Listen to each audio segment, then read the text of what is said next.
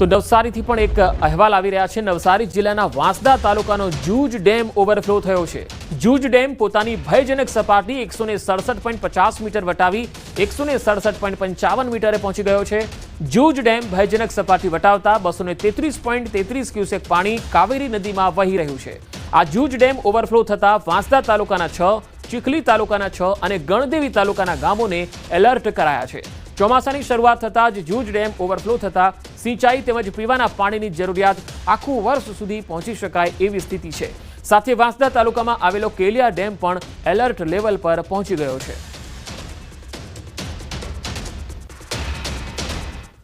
હવે અન્ય સમાચારો પણ જોઈએ। જૂનાગઢના માંગરોળ તાલુકાના આજક ગામ નજીક ચાલુ સમારકામની કામગીરી દરમિયાન પુલનો એક સ્લેબ તૂટી ગયો। આજક ગામ નજીક આત્રોલીથી કેશોદ તરફ જતા રોડ પરનો આ પુલનો સ્લેબ તૂટી ગયો। આ પુલ બંધ હતો અને તેનું સમારકામ ચાલતું હતું। જે રીતે સરપંચ જણાવતા હતા એ મુજબ આ પુલને તોડવામાં આવી રહ્યો હતો અને એ સમયે પુલનો સ્લેબ તૂટી ગયો। પુલનું સમારકામ શરૂ હતું અને એ દરમિયાન અચાનક પુલનો સ્લેબ ધરાશાયી થયો। પુલ ઉપર ઉભેલા કેટલાક લોકો નદીમાં ખાબકી ગયા। સદનસીબે કોઈ જાનહાનિ થઈ ન હતી। તો અહીંયા પુલને રિપેરિંગ અને તોડવાની કામગીરી ચાલતી હતી ત્યારે હિટાચી મશીન પણ અહીંયા હતું અને એ વખતે કામગીરી ચાલુ હતી ત્યારે અમુક લોકો ત્યાં ઊભા પણ હતા। અચાનક આ પુલનો સ્લેબ પડી ગયો અને હિટાચી મશીન પણ નદીમાં ખાબક્યું। નવો પુલ બનાવવા જૂના પુલને તોડવામાં આવી રહ્યો હતો। તો તસવીરો જે આવી રહી છે તે આપને બતાવી રહ્યા છીએ। પુલનો જ્યારે સ્લેબ તૂટી ગયો ત્યારે હિટાચી મશીન સહિત કેટલાક લોકો જે પુલ પર હતા તેઓ નદીમાં ખાબકી ગયા હતા। જો કે સદનસીબે અહીંયા કોઈ જાનહાનિ થઈ નથી। પુલ પર ઉભેલા લોકો નદીમાં ખાબક્યા અને તમામ લોકો બહાર પણ આવી ગયા હતા અને તમામ લોકોનો બચાવ થયો છે। અહીંયા કઈ મોટી જાનહાનિ છે એ ટળી ગઈ છે।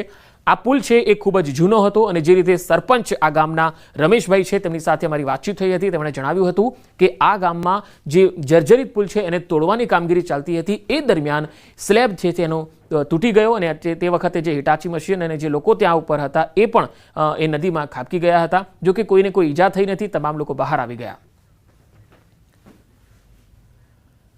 ગંભીરા બ્રિજ દુર્ઘટનાને 6 દિવસ પછી પણ મહીસાગર નદીમાં પડેલા એક યુવકને તંત્ર શોધી શક્યું નથી। પરિવાર નદી કિનારે વાટ જોઈને બેઠો છે કે આજે અમારા વહાલ સોયા દીકરાની કોઈ ભાળ મળી જશે, પણ અફસોસ કે પરિવારના નસીબમાં નિરાશા હતી। આખરે રાહ જોઈ જોઈને થાકી ગયેલા પરિવારે યુવકનું પૂતળું બનાવી મહીસાગર કિનારે અગ્નિદાહ આપી દીધો। નરસિંહપુરા ગામના 22 વર્ષીય વિક્રમસિંહ પઢિયારનો મૃતદેહ હજુ સુધી મળ્યો નથી। દુર્ઘટનાના દિવસથી વિક્રમનો પરિવાર નદી કિનારે આખો દિવસ બેસી રહે અને તેની વાટ જોઈ રહ્યો છે।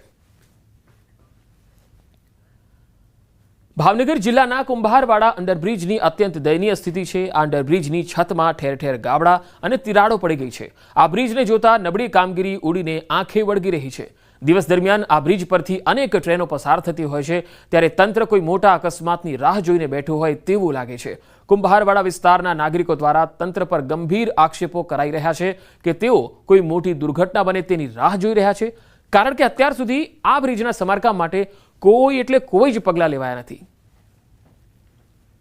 નહીં, આપણે ત્યાં જ્યાં સુધી મારી નોલેજમાં છે કે ત્યાં આપણે ટેમ્પરરી આપણે ત્યાં શેડ પણ બનાવીને કે જનરેટર સેટ રાખેલા છે। આપણે ડી વોટરિંગ આપણે કરીએ છીએ, સિસ્ટમ આપણે ત્યાં રાખેલું છે। બીજું એમાં ટેકનોલોજીકલી સારો શું ઇમ્પ્રુવમેન્ટ થઈ શકે આપણે એ બેસ્ટ કરાવીએ એના ઇન્ટરેસ્ટ ઉપરથી જર્જરિત થઈ ગયેલો છે અને હાલ અત્યારે તે રિપેરિંગ કામ માટે અનેકવાર મહાનગરપાલિકામાં રજૂઆત કરવા છતાં તંત્ર કોઈ ધ્યાન દેતું નથી। નક્કર પગલાં લેવા જોઈએ તંત્રને। મહાનગરપાલિકાની બેધારી નીતિ, કુંભારવાડાનો અંડરબ્રિજ જર્જરિત તો હતો જ, પણ અત્યારે તો અતિ જર્જરિત છે। તાજેતરમાં મોટી હમણાં પુલ દુર્ઘટના ઘટાડી એની અહીંયા ફરીથી વાડ જોતા હોય અને ભાવનગરમાં પણ આવી દુર્ઘટના ઘટાય એની આ સત્તાધીશો વાડ જોતા હોય એવું લાગી રહ્યું છે। જીઆઈડીસીમાં ગોટાળાને લઈને ન્યૂઝ 18 ગુજરાતીના અહેવાલની જોરદાર અસર થઈ। ન્યૂઝ 18 ગુજરાતીના ખુલાસા બાદ ઉદ્યોગ મંત્રી બળવંતસિંહ રાજપૂતે કહ્યું કે જીઆઈડીસીના ચીફ એન્જિનિયર રમેશ ભગોરાને એક્સટેન્શન નહીં અપાય। મહત્વનું છે કે આવતીકાલે જીઆઈડીસીના ચીફ એન્જિનિયરનો કાર્યકાળ પૂરો થાય છે અને તેમને એક્સટેન્શન અપાશે તેવી સંભાવના હતી। જો કે આ સમગ્ર મામલે ઉદ્યોગ મંત્રી બળવંતસિંહ રાજપૂતે જીઆઈડીસીના એમડી ડીકે પ્રવીણા સાથે વાત કરી અને બાદમાં ભગોરાને એક્સટેન્શન ન આપવાનો નિર્ણય કર્યો। સાથે જ તેમણે કહ્યું કે જીઆઈડીસીના કમ્પાઇલ ઓડિટ રિપોર્ટના અભ્યાસ બાદ રાજ્ય સરકાર તમામ કૌભાંડીઓ સામે એક્શન પણ લેવાની તૈયારી કરી રહી છે। તેમણે મોટું અને ખાસ કરીને જે લોકો ખોટું કરી રહ્યા છે તેમને કોઈને પણ સરકાર છોડશે નહીં તેવી ખાતરી આપી। કચ્છની બોર્ડર પાસેથી ઝડપાયો પાકિસ્તાની. લખપતના સિરક્રીક વિસ્તારમાંથી ઝડપાયો છે આ માછીમાર. બીએસએફના પેટ્રોલિંગ દરમિયાન આ પાકિસ્તાની નાગરિક પકડાયો છે. ભારતીય સીમામાં આવી ગયો હતો આ માછીમાર. માછીમારની પૂછપરછ કરવા પછી પોલીસને તેને સોંપવામાં આવ્યો છે. સુરેન્દ્રનગરના ઉમરડા ગામની શાળાનો એક વિડીયો વાયરલ થયો છે, જેમાં વિદ્યાર્થીનીઓ પાસે આચાર્યએ કારની સફાઈ કરાવી. આચાર્યએ પોતાની કારની સફાઈ કરાવી હોવાનો આરોપ છે. શાળાના આચાર્યએ વિદ્યાર્થીની પાસે કાર સફાઈ કરાવતો એક વિડીયો વાયરલ થયો છે. જોકે આ વિડીયોની ન્યૂઝ 18 ગુજરાતી પુષ્ટિ નથી કરતું. આચાર્ય વિરુદ્ધ કડક કાર્યવાહીની માંગ પણ ઉઠી રહી છે. સુરેન્દ્રનગરના મૂળી તાલુકાનો ઉમરડા ગામ છે, જ્યાં આ શાળાનો વિડીયો હોવાની વાત સામે આવી રહી છે. રખડતા ઢોરની સમસ્યા હવે માથાનો દુખાવો બની છે. રાજકોટના ધોરાજીમાં જાહેરમાં આખલા યુદ્ધે લોકોના જીવ તાળવે ચોંટાડી દીધા. આ તસવીરો તમે જુઓ. મુખ્ય ચોક 3 દરવાજા પાસે આખલા વચ્ચે રાહદારી, વાહન ચાલકો અને વેપારીઓમાં ભય ફેલાવી દીધો. આખલા વચ્ચે યુદ્ધ થતા રિક્ષા ચાલક માંડ બચ્યો હતો. રખડતા ઢોર સામે સ્થાનિકોની પાલિકાની કામગીરી સામે રોષ જોવા મળ્યો. રાઇડ્સ વિના જ જન્માષ્ટમીનો લોકમેળો યોજવાની તૈયારીઓ શરૂ થઈ ચૂકી છે. ત્યારે ગુજરાત મેળા એસોસિએશને ફરી એકવાર લોકસભા સાંસદ પુરુષોત્તમ રૂપાલાને રજૂઆત કરી રાઇડ સાથે લોકમેળો યોજવાની મંજૂરી આપવામાં આવે તેવી માગણી કરી. જે મામલે પુરુષોત્તમ રૂપાલાએ કહ્યું છે કે નાના માણસોને રોજગારી મળી રહે તે હેતુથી તંત્ર અને રાઇડ સંચાલકો વચ્ચે સેતુ બની એ બાબતે રજૂઆત કરીશ. હાલ 238 સ્ટોલ અને પ્લોટ સામે માત્ર 28 ફોર્મ જ ભરાયા છે. રૂપાલા સાહેબનો આજે એટીટ્યુડ અમારી પ્રત્યે પોઝિટિવ હતું. એમને કીધું ભાઈ સનાતન સંસ્કૃતિ સાથે આ જોડાયેલો મેળો છે અને લોકમેળો છે, એની અંદર મનોરંજન માટે, રાઈડોમાં બેસવા માટે આખા સૌરાષ્ટ્રમાંથી અને રાજકોટ પ્રોપરમાંથી આવનાર ઘણી બધી એવી સંખ્યા હોય જેને નિરાશા ન મળે એટલે રાઈડ સાથેનો લોકમેળો યોજાય એ માટેની હું રજૂઆત જે છે એ સીએમઓ દફતરમાં બી કરીશ. નાગરિકોની જાનમાલની સુરક્ષાની બાહેંધરી સાથે નાના માણસોની રોજગારી ઉકલે એવો વચ્ચેનો માર્ગ કાઢવા માટેનો પ્રયાસ હું અવશ્ય કરીશ અને રાજ્ય સરકારના ધ્યાન ઉપર પણ આ વાત મૂકીશ. નર્મદામાં લાફા કાંડમાં ચૈતર વસાવાને જામીન નથી મળ્યા. કોર્ટે ચૈતર વસાવાના જામીન નામંજૂર કર્યા છે. હાલ ધારાસભ્ય ચૈતર વસાવાને જેલમાં જ રહેવું પડશે. હવે જામીન અરજી માટે હાઈકોર્ટનો દરવાજો ખખડાવવો પડશે. લાફા કાંડમાં 5 તારીખથી જેલમાં બંધ છે ચૈતર વસાવા. વડોદરા સેન્ટ્રલ જેલમાં બંધ છે ધારાસભ્ય ચૈતર વસાવા. ડેડિયાપાડામાં તાલુકા પંચાયતના પ્રમુખને લાફો માર્યો હતો. કોર્ટમાં અગાઉના કેસોની પણ દલીલ કરાઈ હતી.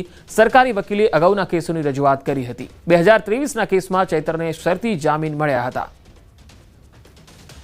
ફરિયાદ દાખલ કર્યા પછી જે વિડીયો બધા અપલોડ થયા તેને કારણે કદાચ નામદાર કોર્ટ રિજેક્ટ કરી હશે. સોશિયલ મીડિયા પર સરકારી કચેરી અને જેલને નુકસાન કરવાની કે એની જે ધમકીઓ મળેલી હતી, વાયરલ થયેલી હતી, એ પોલીસ અધિક્ષક તરફથી જે મૂકવામાં આવેલી હતી અને અલગથી યાદીથી એ વિડીયોને પણ કોર્ટે ધ્યાનમાં લીધા છે. એમાં એમને દેખવામાં પણ આવેલા છે અને એ ધ્યાને લઈને પણ એમની નામંજૂર કરવામાં આવી છે. ભાવનગર જિલ્લાના વલભીપુરના રાજકારણમાં ગરમાવો આવ્યો. અહીંયા વલભીપુર તાલુકામાં સરપંચોનો વિવાદાસ્પદ સન્માન સમારંભ જિલ્લા ભાજપ સંગઠનની મંજૂરી વિના યોજાયો, જેમાં 30થી વધુ સરપંચો અને 1500થી વધુ કાર્યકર્તાઓ જોડાયા. ધારાસભ્ય સામે નારાજ ગ્રુપ દ્વારા આ કાર્યક્રમમાં ભ્રષ્ટાચારના ગંભીર આક્ષેપો થયા. સેવા હી સંગઠન નામે સમાંતર કાર્યાલય ખોલવાની જાહેરાત કરાઈ, જેમાં ભાજપના કેટલાક હોદ્દેદારોની હાજરી હોવા છતાં પાર્ટી દ્વારા કાર્યક્રમથી દૂરીની જાહેરાત કરાઈ હતી.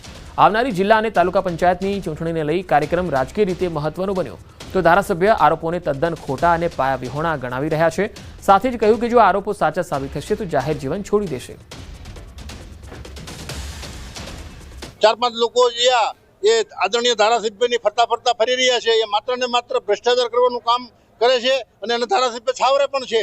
ત્યારે અમે લોકોએ નિષ્ઠા, પ્રામાણિકતા, પારદર્શકતાને જેને કહેવાય કે અગ્રેસર રાખીને સારામાં સારું કામ થાય એ માટેનો અમારો જનજાગૃતિનો આ કાર્યક્રમ છે. આવનારા દિવસોમાં 1000થી 1500 લોકો સાથે ગાંધીનગર કૂચ કરીને અમે બધી જ વાતો રહી એ વિસ્તારની વાતો અમે મૂકવા જવાના છીએ.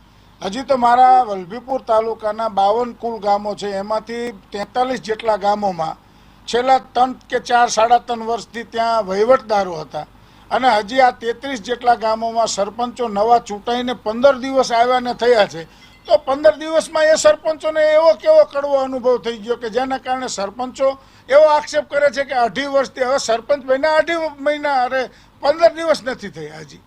અને એટલે આ વાત જે એમની છે એ બધી તદ્દન પાયા વિહોણી છે. હું ચેલેન્જ કરું છું કે આ મારા 20 વર્ષના રાજનૈતિક જીવનમાં, માત્ર 2.5 વર્ષ નહીં, 20 વર્ષના રાજનૈતિક જીવનમાં ક્યાંય પણ 1 રૂપિયાની ઉચાપત સાબિત કરી દે તો હું જાહેર જીવન છોડવા માટે તૈયાર છું. અન્યથા એમણે જાહેર જીવન મૂકી દેવું જોઈએ. શાળામાં અભ્યાસ કરાવવાની સાથે ખાનગી ટ્યુશન ચલાવતા શિક્ષકો સામે કાર્યવાહી કરાઈ રહી છે. ટ્યુશન ક્લાસ સંચાલકો દ્વારા ડીઈઓને રજૂઆત થતાં સ્કૂલ સંચાલકો નારાજ થયા છે.